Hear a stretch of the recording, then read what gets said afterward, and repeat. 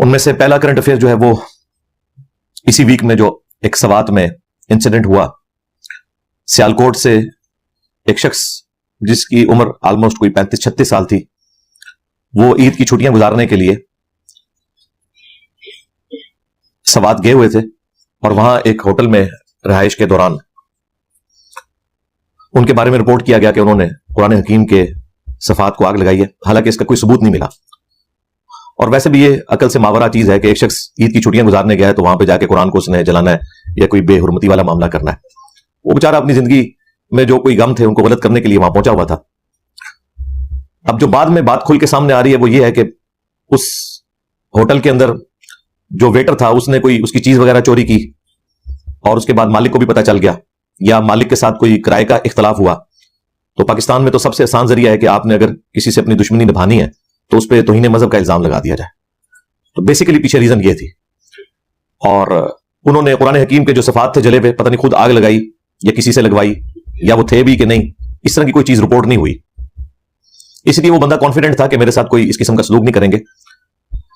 اس کو انہوں نے جب وہاں انفارم کیا کہ تم نے تو یہ قرآن کے صفحات کو آگ لگائی ہے، اس نے کہا میں نے کیوں لگانی ہے؟ اس نے دروازہ بند کر لیا اندر سے، کیونکہ اسے خطرہ تھا کہ یہ لوگ نقصان پہنچائیں گے موب کو لا کے۔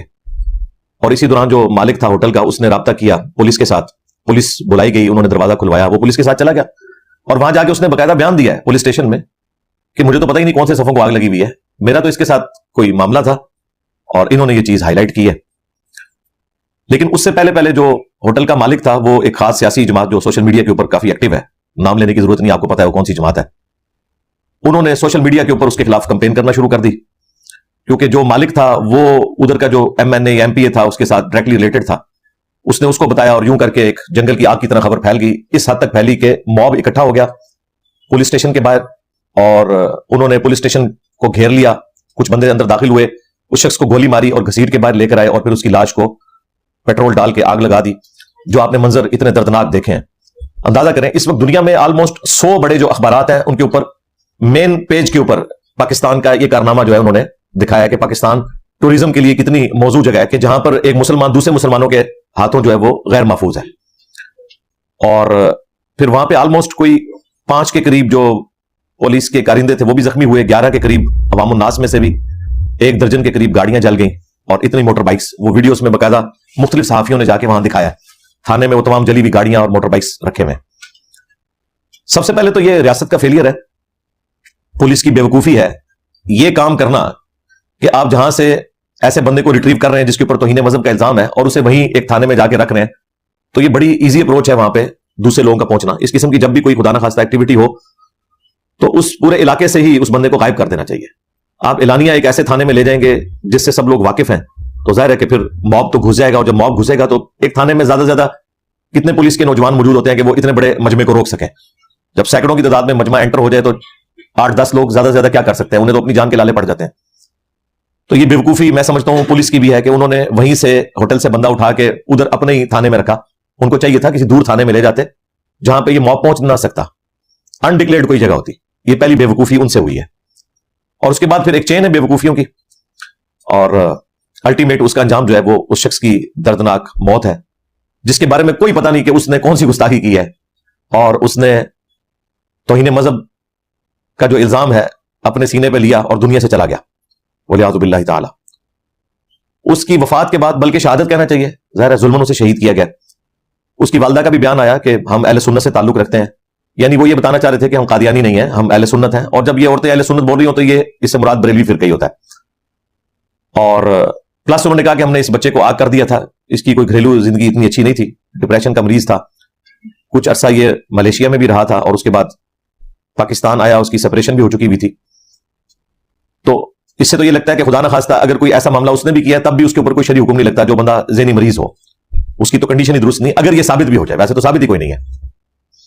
لیکن اس عوام کی ایجوکیشن کا یہ لیول ہے کہ انہیں تو ہم صحیح بخاری سے اگر حدیث بتائیں کہ سیدنا عثمان نے بھی رضی اللہ تعالیٰ عنہ قرآن حکیم کو بے حرمتی سے بچانے کے لیے جب ڈسپوز آف کیا تو قرآن کے نسخوں کو آگ ہی لگائی تھی۔ آگ لگانے سے بہتر کوئی طریقہ نہیں ہے پرانے نسخوں کو ڈسپوز آف کرنے کا، کیونکہ اگر آپ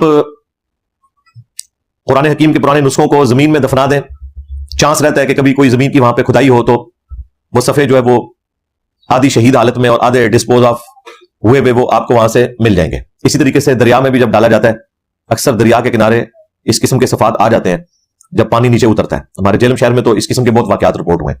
یہاں سے واکنگ ڈسٹینس کے اوپر دریا جہلم ہے.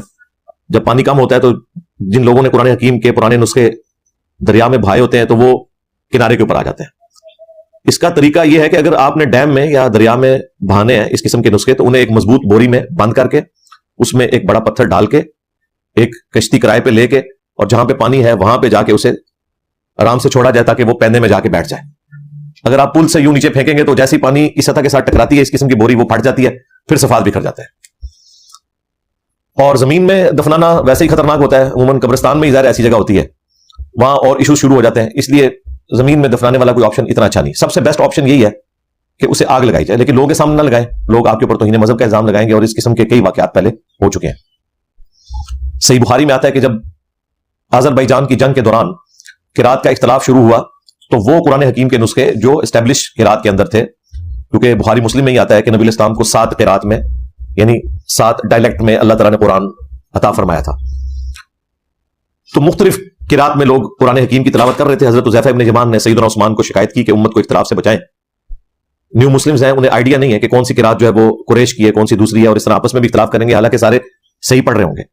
پھر حضرت عثمان نے وہ سارے نسخے ریٹریو کیے, اور صرف جو قریش کی قرات تھی, جو بخاری میں ہی آتا ہے کہ حضرت ابوبکر صدیق رضی اللہ تعالیٰ عنہ نے اپنے دور خلافت میں ریٹن ریکارڈ ایک جگہ جمع کیا تھا. زبانی تو ہزاروں الفاظ موجود تھے, لیکن ریٹن نبی علیہ السلام کے نوٹس ایک جگہ پہ جو جمع کیے گئے تھے, کھجور کی چھال کے اوپر اور کپڑے کے اوپر لکھے ہوئے, پتوں کے اوپر لکھے ہوئے, چمڑے کے اوپر لکھے ہوئے, وہ ایک نسخہ حضرت ابوبکر صدیق نے اپنے دور میں تیار کیا تھا. باقاعدہ جو کاتب وحی تھے زید ابن ثابت, ان کی ڈیوٹی لگا کے انہی کو دوبارہ بلوایا گیا, اور یہ قرات والا بھی جو ایشو تھا اسے ریزالو کرنے کے لیے اسی نسخے کو دوبارہ لیا گیا. وہ حضرت ابوبکر کی وفات کے بعد حضرت عمر کے پاس آیا, ان کی شہادت کے بعد ان کی بیٹی سیدہ حفصہ ام المومنین کے پاس تھا. وہ نسخہ حضرت عثمان نے منگوایا, اس کے ساتھ میچ کر کے تو کئی ایک نسخے تیار کیے قریش کی قرات کے اندر, جو نبی علیہ السلام کی اپنی قرات تھی اس ڈائلیکٹ کے اندر. اور جو پرانے نسخے تھے دوسرے جو اسٹیبلش تھے وہ بھی غلط نہیں تھے, انہیں ریٹریو کر کے آگ لگا دی. کوئی بے حرمتی نہیں ہوئی. اس زمانے میں قرآن حکیم کو آگ لگانا کوئی گناہ نہیں تصور کیا جاتا تھا. سب سے بہتر طریقہ ہی ڈسپوز آف کرنا جو ہے وہ آگ لگانا ہے, کیونکہ آگ لگ جائے گی تو بالکل راکھ بن جائے گی, کوئی بے حرمتی کے چانسز رہیں گے نہیں. اب یہ باتیں تو کتابوں میں لکھی ہوئی ہیں, لیکن آپ کو پتا ہے کہ کتابوں کا خدا اور ہے, بابوں کا خدا اور, کتابوں کا دین اور ہے, بابوں کا دین اور. انہیں تو یہ چیز بے حرمتی بتائی گئی ہے. گستاخی کی نیت سے تو کوئی سوچ بھی نہیں سکتا پاکستان کے اندر کوئی مسلم ہو نان مسلم ہو کہ قرآن حکیم کو آگ لگائے گا. تو اگر لوگوں کو یہ مسائل علماء نے بتائے ہوتے کہ اگر آپ قرآن کو آگ لگاتے ہوئے بھی کسی کو دیکھیں تو یہ سمجھیں کہ وہ پرانے نسخوں کو ڈسپوز آف کر رہا ہے تاکہ بے حرمتی سے بچایا جائے, تو کسی کے دماغ میں خیال ہی نہیں آ سکتا. اور نہ اس قسم کی کوئی ایکٹیویٹی پرفارم کر کے کسی کے اوپر توہین مذہب کا الزام لگا سکتا ہے. مجھے بتائیں, اگر مسلم عوام کو یہ بات پتا ہو کہ قرآن حکیم کو ڈسپوز آف کروانے کا سب سے بیسٹ طریقہ اسے آگ لگانا ہے, تو اگر آپ کے سامنے بھی کوئی آگ لگا رہا ہوگا آپ کسی مسلمان کے بارے میں بدگمانی نہیں کریں گے کہ یہ قرآن حکیم کی توہین کر رہا ہے. نیچرل چیز ہے. اور اگر خدا نخواستہ توہین ہوئی بھی تب بھی قانون کوئی ہاتھ میں نہیں لے گا, کیونکہ ہمیں تو نہیں پتا یہ توہین کر رہا ہے یا ڈسپوز آف کر رہا ہے. ہم یہی ایزیوم کریں گے کہ ڈسپوز آف کر رہا ہے, اور اگر توہین والا کوئی ایلیمنٹ ہوا تو اس کی بعد میں تحقیق ہو سکتی ہے. یہ نہیں ہے کہ خود ہی قانون کو اپنے ہاتھ میں لے کر خود ہی جج بن کے خود ہی اس کا مقدمہ چلا کے اسے منطقی انجام تک پہنچا دیا جائے. پھر اس قسم کے جو واقعات ہیں ان کے اوپر کیا شرعی سزا یہی بنتی ہے, یہ بھی دیکھنے کی ضرورت ہے. کیا علماء نے عوام الناس کو اس حوالے سے کوئی ایجوکیٹ کیا؟ ظاہر علماء سے پوچھیں گے جنہیں تنخواہیں دے کر ہم نے رکھا تھا کہ انہوں نے دین کے حوالے سے لوگوں کو ایجوکیٹ کرنا تھا, انہوں نے اس قسم کی حرکتیں کرنا شروع کر دی. دوسرا جو پوائنٹ اس میں وہ یہ ہے کہ اگر کوئی شخص جس طرح کی رپورٹ کیا جا رہا ہے کہ وہ ڈپریشن کا مریض تھا, عین ممکن ہے کہ کسی شخص کی ذہنی حالت ایسی نہ ہو, اس کے اوپر ویسے ہی شرعی فتویٰ نہیں لگے گا. صحیح بخاری کے اندر تعلیقاً یہ موجود ہے اور جامع ترمذی میں پوری سند کے ساتھ کہ سیدنا عمر نے اپنے دور میں جب ایک مجنون پاگل شخص کے اوپر کسی گناہ کے اگینسٹ ہاتھ جاری کرنے کا ارادہ کیا تو سیدنا علی نے انہیں مشورہ دیا کہ اے امیر المومنین, اللہ تعالیٰ نے 3 لوگوں سے کرم کو اٹھا لیا ہے. ایک مجنون پاگل شخص جب تک کہ وہ درست نہ ہو جائے, اس کی عقل ٹھکانے نہ آ جائے. دوسرا سویا ہوا شخص جب تک کہ بیدار نہ ہو جائے. اور تیسرا نابالغ بچہ جب تک کہ بالغ نہ ہو جائے. اور یہ حضرت علی کا جو قول امام بخاری لے کے آئے ہیں, یہ پوری سند سے حضرت علی نے خود رسول اللہ سے بھی روایت کیا ہے صلی اللہ علیہ وآلہ وسلم جامع ترمذی کے اندر. تو یہ حدیث اس بات کا ثبوت ہے کہ اگر کسی شخص کی ذہنی حالت درست نہیں ہے اور اس سے کوئی بھی اس قسم کی ایکٹیویٹی پرفارم ہوتی ہے, اس کے اوپر کوئی شرعی گرفت نہیں ہوگی. اب مجھے بتائیں اس چیز کو انشور کون کرے گا؟ کیا عوام الناس بتائے گی کہ یہ بندہ ذہنی مریض ہے کہ نہیں, یا اس فیلڈ کے ایکسپرٹ لوگ بتائیں گے؟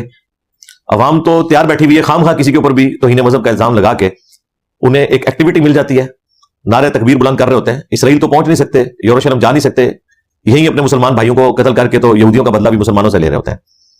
یہ وہی مینٹالٹی ہے بیسیکلی جو ایک دماغ کے اندر ایک چیز بھار دی گئی ہے نا. اور اس میں سب سے بڑا مجرم اپنی اسٹیبلشمنٹ کو سمجھتا ہوں، جنہوں نے اس قسم کے مولویوں کو اتنا عرصہ پال کے رکھا ضیاء الحق کے دور کے بعد سے لے کے اب تک. یہ تو اب کچھ عرصہ پہلے جب گوروں نے ہمیں تھوڑی مت دی ہے کہ اللہ کے بندوں کیا کر رہے ہو اپنے ساتھ، اپنے آپ کو آگ نہ لگاؤ، خود تو تم ڈوبو گے. اور 25 کروڑ کی عوام، اتنی بڑی عوام کا سمندر جب ڈوبے گا تو ساتھ باقی دنیا کو بھی لے ڈوبے گا. تو انہوں نے ہمارے اوپر رحم کیا اور ہمیں تھوڑی مت دی، ایف اے ٹی ایف کی تلوار ہمارے اوپر لٹکائی. ہم نے پھر ضرب عزم رد الفساد، اور کل تو پرائم منسٹر صاحب نے ایک اور فوجی آپریشن لانچ کر دیا عزم استحکام کے نام سے. تو اب پتہ نہیں کس کے خلاف چل رہا ہے. بہرحال وہ تو ملک دشمن کہہ رہے ہیں، جن کو وہ ملک کا دشمن سمجھتے ہیں ان کے خلاف وہ چلائیں گے. یعنی ان کے پرانے اپنے لوگ سیم